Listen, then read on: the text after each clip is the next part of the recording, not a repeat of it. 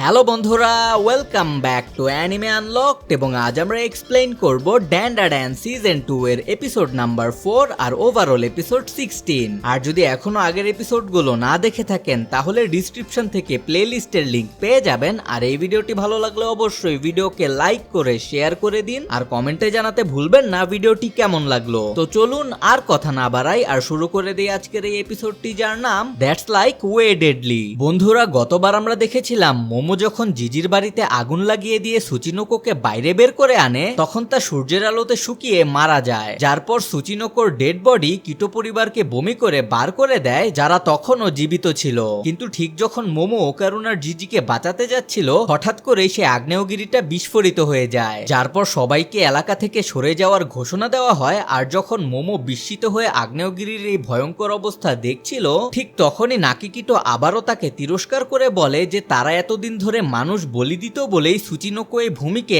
আগ্নেয়গিরি থেকে রক্ষা করছিল, কিন্তু এখন সবই শেষ হয়ে গেছে কারণ সুচিনোকো মারা গেছে। আর নাকি এই ধ্বংসের জন্য মোমোকেই দায়ী করতে থাকে। নাকি তখন মোমোকে সেই স্থানীয় প্রাচীন কাহিনীটা মনে করিয়ে দেয়, যার অর্থ দাঁড়ায় যে ড্রাগন আকাশে ওঠার পর রংধনু সৃষ্টি হবে আর পর্বতের রাগ পুরো গ্রামকেই গ্রাস করবে। যার পর নাকি মোমোকে জিজ্ঞেস করে এখন সে কিভাবে এই ঘটনার দায় নেবে, কিন্তু মোমো যে তখন চিন্তায় মগ্ন ছিল বিষয়টা অদ্ভুত মনে করে যে সুচিনোকো যে একটা আর্থওয়ার্ম, সে সূর্যের আলোতে আসলেই মারা যায়, তাহলে আকাশে ওঠা ড্রাগন নিয়ে এই কাহিনীটা কিসের ওপরে হতে পারে। আর এখান থেকেই মোমো বুঝতে পারে যে এই কাহিনী আসলে সুচিনোকোকে নিয়ে নয়, বরং এটা একটি ফাউন্টেনকে উদ্দেশ্য করেই বলা হয়েছে। এখন যদি আপনাদের এই সিজনের প্রথম এপিসোডের কথা মনে থাকে তাহলে খেয়াল করবেন সেখানে যখন হট স্প্রিং ফেটে সেই ফাউন্টেন বের হয় তখন তার উপরই একটি রংধনু সৃষ্টি হয়েছিল, যা সেই কাহিনীর সাথে মিলে যায়। অর্থাৎ ফাউন্টেনই ছিল আগ্নেয়গিরি ফেটে পড়ার ইঙ্গিত। পুরনো যুগের মানুষরা সেটা জানতো,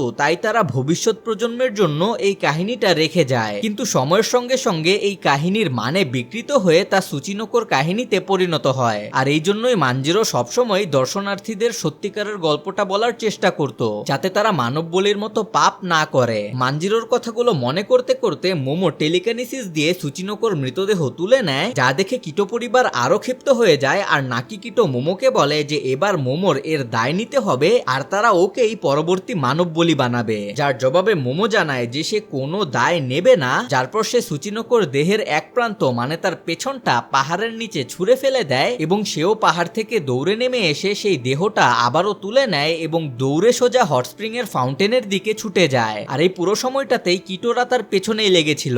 ফাউন্টেনে পৌঁছে মোমো আর্থওয়ার্মের পেছন দিকটা ফাউন্টেনের মুখে এমন ভাবে দেয় যেন এটা এখন একটা পানির পাইপলাইন হিসেবে কাজ করবে, যার পর সে আবারও পাহাড়ের দিকে ছুটে যায়। আর তখন সে ভাবতে থাকে যে যদি মাগমা পুরো গ্রামকে ধ্বংস করে দেয় তাহলে সুচিনোকোর এই বাজে লেজেন্ডটা সত্যি হয়ে যাবে, যেটা সে কোনোভাবেই হতে দিতে পারে না। চূড়ায় পৌঁছে মোমো সুচিনোকোর মাথা তুলে নেয় যেন সেটা একটা হোস পাইপের মতো ব্যবহার করতে পারে, যার পর সে সুচিনোকোর লালা মিশ্রিত হট স্প্রিং এর পানি ছিটিয়ে মাগমা নিভানোর চেষ্টা করে। সে মাগমা আর তার থেকে তৈরি জঙ্গলের আগুন কিছুটা ঠান্ডা করতে সক্ষম হয়, কিন্তু বুঝতে পারে যে পুরো এফেক্টেড এলাকাটা এত বিশাল যে একা তার পক্ষে করা কোনোভাবেই সম্ভব নয়। আর যখন সে এটা নিয়ে কি করবে ভাবছিল ঠিক তখনই তার পেছন থেকে নাকিকিটো এসে আক্রমণ করে এবং সুচিনোকোকে অপমান না করতে বলে। মোমো তাদের বোঝাতে চেষ্টা করে যে সে লাভা থামানোর চেষ্টা করছে, কিন্তু কিটোরা তা শুনতে চায় না, বরং তারা এখন মোমোকেই বলি দিতে চায়, তাও আবার লর্ড ভলকেনোর কাছে। মানে তারা নিজের দেবতাও এখন পাল্টিয়ে ফেলেছে,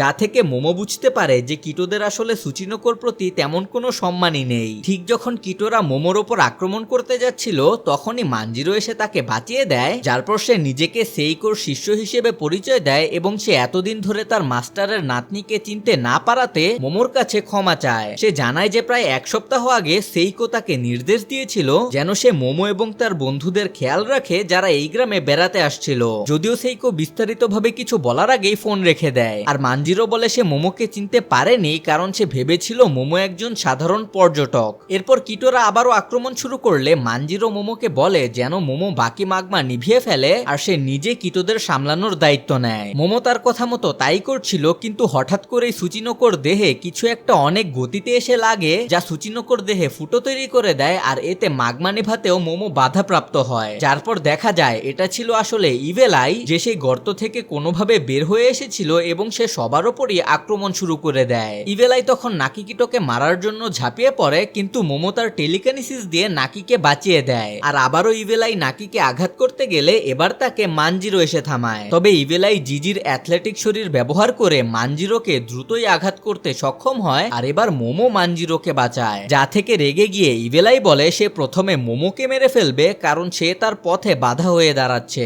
তখন মোমো তাকে বলে সে যেন জিজিকে একটি খুনিতে পরিণত না করে। যার পর মোমো জিজ্ঞেস করে যে ওকারুন কোথায় আছে, কিন্তু ইভিল আই কোনো উত্তরই দেয় না। এখানে মানজিরো স্বীকার করে যে ইভিল আই এতটাই বিপজ্জনক যে সে একা এখানে কিছুই করতে পারবে না। আর নাকিকিটো তখনও সবকিছুর জন্য মোমোকে দোষ দিতে থাকে, কিন্তু মোমো বলে এখন দোষারোপের সময় না, বরং তাদের একসাথে লড়তে হবে, যার সাথে তিনজনই একমত হয়। যার পর ইভিল আই আবারও আক্রমণ করলে লড়াইটি শুরু হয়ে যায়। আর নাকি ইভিল আইকে একটা জোরালো ঘুষি মারে, যাতে অবশ্য ইভিল আই এর কিছুই হয় না, উল্টো সে নাকিকে প্রায় আঘাত করেই ফেলেছিল, যা থেকে মোমো নাকিকে বাঁচিয়ে দেয়। যার পর মোমো টেলিকিনেসিস দিয়ে ইভিল আইকে আটকে ধরে এবং মানজিরোকে বলে তাকে যেন আঘাত করে, কিন্তু মানজিরো তেমন কোনো গুরুতর আঘাত করার আগেই ইভিল আই তার স্পিরিট বল দিয়ে টেলিকিনেসিসটা ভেঙে দেয় এবং মানজিরোকে মুখে একটি লাথি মারে। এরপর ইভিল আই যখন মোমোর দিকে ছুটে আসে, মোমো তার আক্রমণ প্রতিরোধ করার জন্য প্রস্তুত হয়, কিন্তু তার টেলিকিনেসিস কাজ করা বন্ধ করে দেয়। আর যখন মনে হচ্ছিল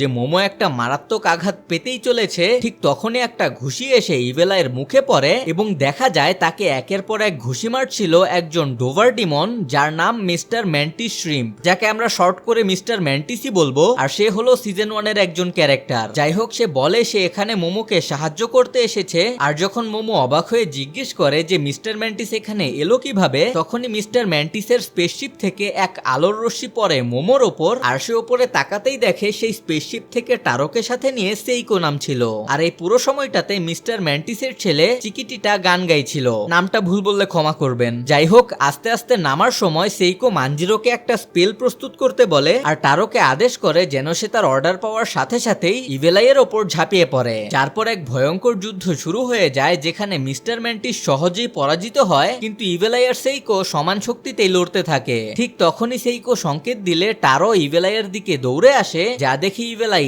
এক ঘুষিতেই টারোকে ভেঙে ফেলে। কিন্তু তখনই দেখা যায় টারোর ভেতরে একটা টেলিসম্যান বা তাবিজ লুকানো ছিল।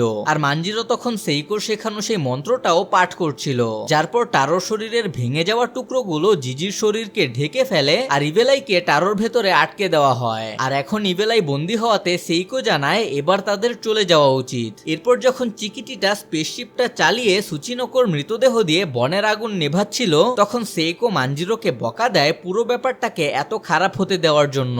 মানজিরো এখানে প্রথমে ক্ষমা চায়, কিন্তু সাথে সাথেই বলে যে সেইকোর দিক থেকেও যোগাযোগ একদমই ভালো ছিল না, তাই সেইকোর উচিত তার স্বাভাবিক স্বভাব বদলে মানজিরোকে কৃতিত্ব দেওয়া, যার সাথে সেইকোও একমত হয় এবং বলে যে মানজিরো আসলেই প্রশংসার যোগ্য এবং ইভিল আইকে সিল করার জন্য সে টারোর প্রতিও কৃতজ্ঞ হয়। আর যখন টারো জিজ্ঞেস করে তার অর্গানগুলো কোথায় রাখা হবে, সেইকো জবাব দেয় যে আপাতত সেগুলো একটি ব্যাগে রেখে দিতে। যার পর সেইকো মোমোকে জিজ্ঞেস করে যে ওকারুনা টার্বোগ্রানি কোথায় আছে, কিন্তু দেখা যায় মোমোই সেখানে নেই। যার পর দেখা যায় মোমো ওকারুনকে বাঁচাতে মিস্টার ম্যান্টিসকে সঙ্গে নিয়ে ধ্বংস হয়ে যাওয়া এনজোজিবারের দিকে ছুটে যায়। আর সে তখনকার কথা ভাবতে থাকে যখন ওকারুন তাকে বলেছিল এখান থেকে আগে বেরিয়ে সে আগে ওকারুনকে যেন বাঁচাতে আসে। তারা ধ্বংসাবশেষ পরিষ্কার করতে যায়, কিন্তু তখনও মোমোর পাওয়ার কাজ করছিল না, তাই মিস্টার ম্যান্টিস এগিয়ে আসে এবং ধ্বংসস্তূপটা এক ঘুষিতেই সরিয়ে দেয়। যার পর মোমো অবাক হয়ে দেখে গর্তটা লাভা দিয়ে ভর্তি হয়ে গেছে। আর মিস্টার ম্যান্টিস খারাপ কিছু আশঙ্কা করলেও মোমো সেটা মানতে চায় না। মোমো তখন চিকিটিটাকে অনুরোধ করে যেন সে সুচিনোকোর লালা দিয়ে মাগমাটা ঠান্ডা করে, যাতে মোমো ওকারুনকে বাঁচাতে যেতে পারে। আর মিস্টার ম্যান্টিস সেখানে যাওয়ার বিপদের কথা বললে মোমো জানায় সে প্রতিশ্রুতি দিয়েছিল ওকারুনকে সে বাঁচাতে ফিরে আসবে। তখন চিকিটিটা বলে সে সুচিনোকোর লালা দিয়ে মাগমা ঠান্ডা করতে পারবে না এবং মোমোকেও ভেতরে যেতে নিষেধ করে, কিন্তু মোমো তাদের অনুরোধ করতে থাকে যেন তারা ওকারুনকে বাঁচায়। আর মিস্টার ম্যান্টিস তখন তাকে ধরে রাখে, কিন্তু তখনই দেখা যায় চিকিটিটা হঠাৎ করে স্পেসশিপের লাইট বিম দিয়ে মাগমাটা বাইরে টেনে আনে এবং সুচিনোকোর লালা দিয়ে সেটাকে ঠান্ডা করে ফেলে। যার পর সেটা একটু গরম হলেও মোমো সেই শিলা হাত দিয়ে টেনে খুলে দেখে ওকারুন বেঁচে আছে এবং স্বস্তি অনুভব করে। মোমোকে দেখে ওকারুন বলে সে জানতো মোমো তাকে বাঁচাতে আসবেই, কিন্তু টার্বোগ্রানি তখন বিরক্ত হয় যে মোমোর তাকে বাঁচাতে আসতে এত দেরি হলো কেন। আর তখনই মোমোর খেয়াল হয় যে সে টার্বোগ্রানির কথা একদমই ভুলে গিয়েছিল। ওকারুন তখন জানায় সে যদি টার্বোগ্রানিকে বাঁচাতে না যেত তাহলে হয়তো আজ সে মরেই যেত, কারণ যেখানে টার্বোগ্রানি ছিল সেখানেই সুচিনোকোর লালা থাকাতে সেই ঘরে মাগমা ঢুকতে পারেনি আর বাকি সকল জায়গায় মাগমাতে ভরে গিয়েছিল। এরপর ওকারুন জানতে চায় জিজি কোথায় আছে আর মোমো জানায় সে এখন নিরাপদই আছে। ওকারুন শিলা থেকে বেরিয়ে আসে আর মোমোর কাছে ক্ষমা চায় কারণ সে জিজিকে সামলাবে বলেও সামলাতে পারেনি, যার পর হঠাৎ তার পা সুচিনকোর লালাতে আটকে যায় আর সে মোমোর ওপর পড়ে যায়। সে ভয় পেয়ে মোমোর কাছে ক্ষমা চাইতে থাকে, কিন্তু তাকে অবাক করে মোমো তাকে জড়িয়ে ধরে এবং জানায় সে তাকে বাঁচাতে কিছু করতে না পারাতে অনুতপ্ত, কিন্তু এটাই সে স্বস্তি পেয়েছে যে ওকারুন এখনো জীবিত আছে। আর এখানে এই এপিসোডটি শেষ হয়ে যায়। তো বন্ধুরা, এই ছিল ড্যান্ডাড্যান সিজন 2 এর এপিসোড 4 এর এক্সপ্লেনেশন। আশা করি আপনাদের ভালো লেগেছে। আর যদি ভালো লেগে থাকে তাহলে অবশ্যই ভিডিওকে লাইক করে শেয়ার করে দিন, চ্যানেলে নতুন হয়ে থাকলে সাবস্ক্রাইব করে দিন আর কমেন্টে জানাতে ভুলবেন না ভিডিওটি কেমন লাগলো। তো আজ এই পর্যন্তই, দেখা হচ্ছে পরের ভিডিওতে।